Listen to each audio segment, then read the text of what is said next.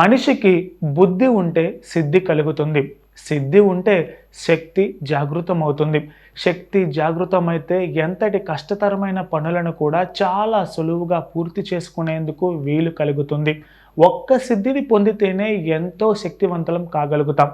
అదే అష్టసిద్ధులు అంటే 8 రకాలైన సిద్ధులను వశం చేసుకుంటే ఎన్ని రకాలైన శక్తులను సొంతం చేసుకోవచ్చో మనం అర్థం చేసుకోవచ్చు.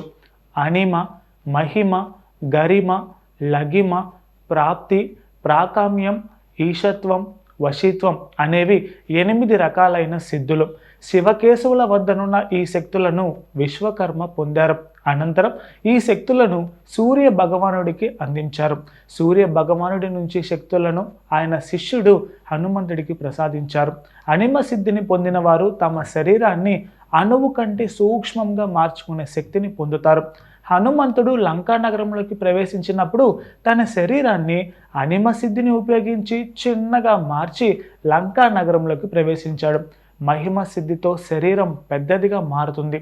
హనుమంతుడు లంకా నగరానికి వెళ్లేందుకు శరీరాన్ని పెద్దదిగా చేసి సముద్రాన్ని కూడా లంఘించాడు.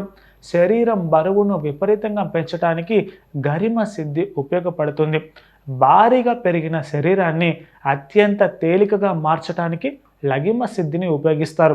వాయు మార్గంలో తేలుతూ నీటిపైన నడిచేందుకు లగిమ సిద్ధిని ఉపయోగిస్తారు.